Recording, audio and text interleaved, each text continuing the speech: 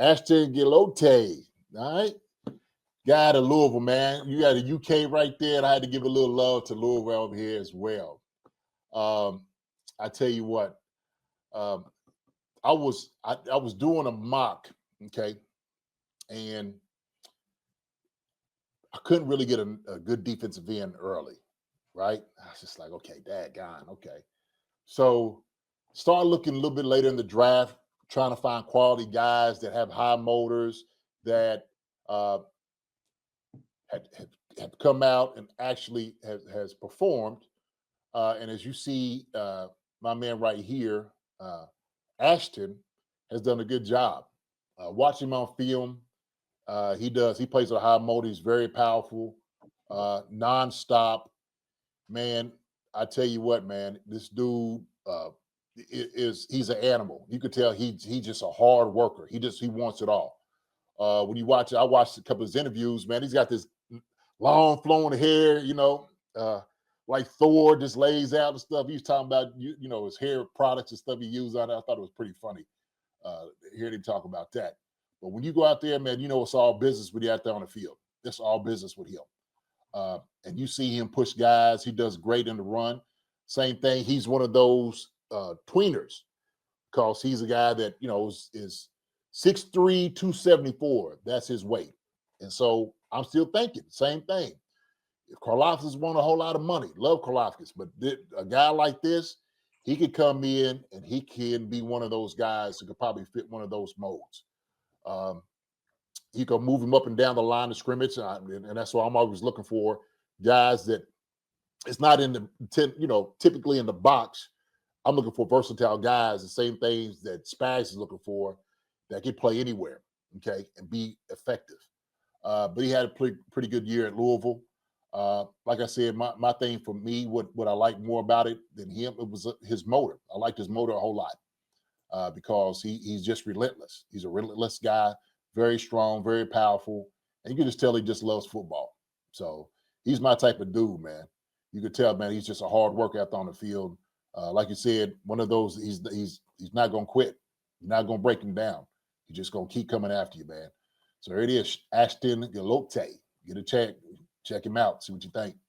So, I mean, I love the pass rush presence with him. I mean, look, talk about like sacks through his career. I mean, he's been productive since the day one. I mean, 4 sacks right out the gate, 7 following year, 11, 4.5 this past year.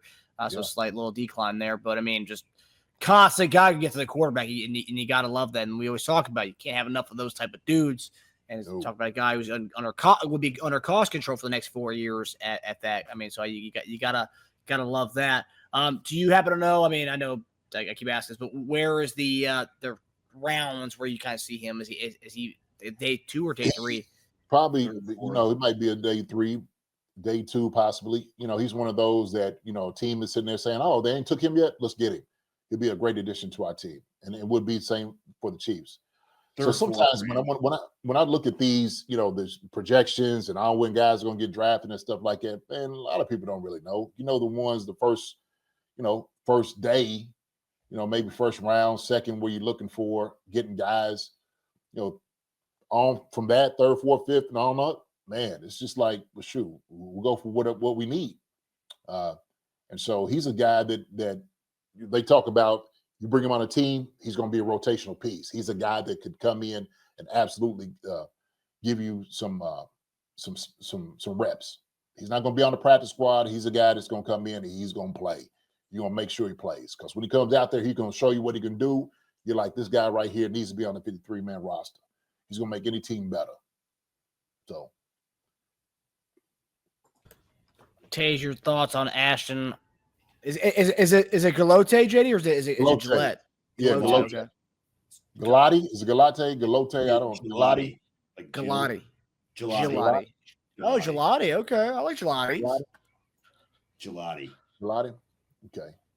Gillotte. Whoa. There you go.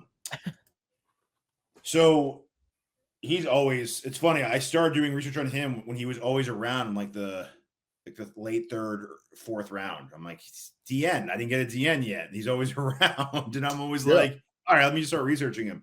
So one of the most underrated pass rushers, pound for pound, in the draft.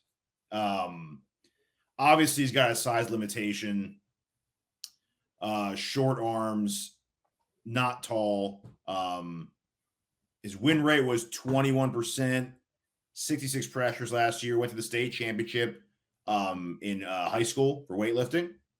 Extremely strong. Quads, glutes. Mm-hmm. He is extremely powerful. That's the thing. He's got a good first step, not the most fast, bendy, twitchy. If he beats a tackle, a quarterback can kind of squirm away from him. He doesn't have that kind of like high end, but he can set an edge. He can run, defend. Just powerful, though, speed to power, and just gets after the quarterback. Just yeah. And another thing I read about it too, which is interesting, he's not one of those guys who knows he's so powerful, who just wants to rely on that. Because some guys are like, I got my thing, I'm just going to do that. He tries things. He tries to improve at pass rushing, and he experiment with pass rush moves. I love hearing that too. So yeah, I would be totally fine with it. I think he can. They say he gets caught on blocks, because you can imagine if you're a long arm tackle and 31-inch arm, Gillotte comes. If he doesn't beat you on that first power rip, he's probably going to lock onto you, right? So that might, limit his upside a little bit. But I also kind of compared him to who's become a full-time animal, Benito at Denver, right? That's who you wanted to kind of become. Benito was 6'3", 248 coming out of school, 32.5-inch arm, still a little longer than Gillotte's, but similar. Benito's knock coming out of the draft was his size. Can he ever become a full-time guy? Will he have to become a 3-4 outside linebacker?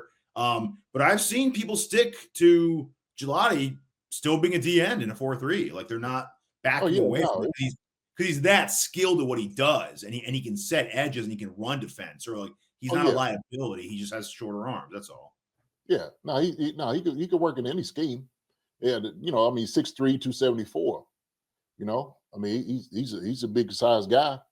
I think he lost I want to say a little weight the combine. I think he's like 260s now. Let me see where they had him at official. Yeah, that yours has that's the latest one. So yeah, 264, right, Marcus? Yeah. Yeah, that's all latest measurables.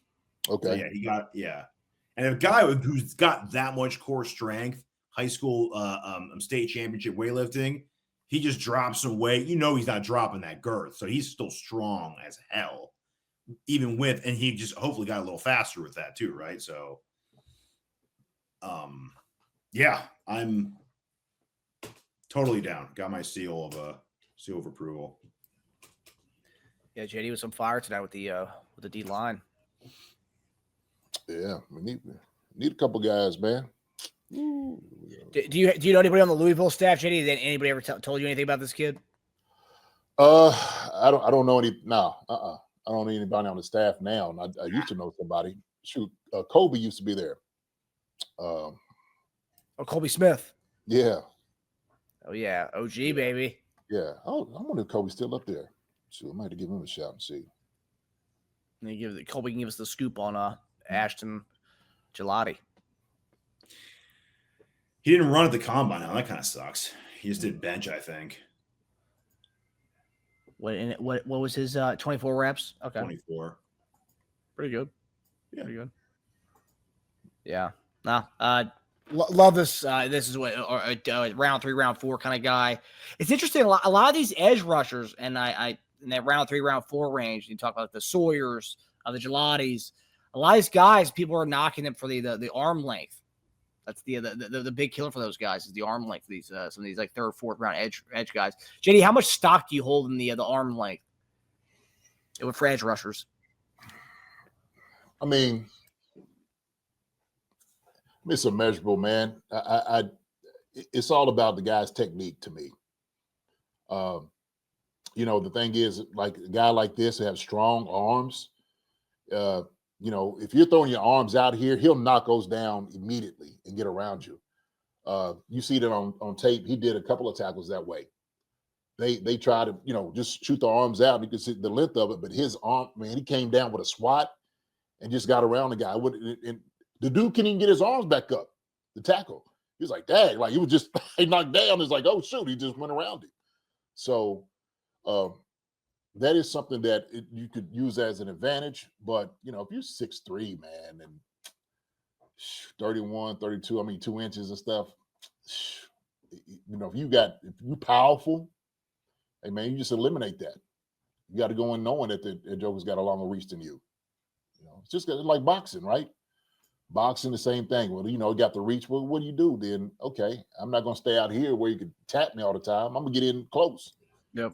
So that's what you do. Your so strengths. That's what he has to do. Yeah. Yeah, good. He had a nice vertical. He was 3rd overall for DNs in vertical. But he's got that. He's got those glutes and those quads, man. He explode. That's why. Athletic freak, man. Yeah. Yeah, but he is pretty. His measurements are pretty close to Benito's. 6'3", 248, 32 and a half. He's 6'3", 264, 31 and 7/8. So it's pretty close. Is that their comp, Benito? I saw Adrian Claiborne from somebody. But I have heard Benito as well. Not bad. Was Benito? He was kind of late rounds, not late round, but he was kind of mid round steal, kind of like him, right? Benito wasn't a highly sought after guy. Late second. He was late second. Yeah, he was high. Yeah, Benito was going to be more of a 32, the last pick of the second round. Oh, interesting.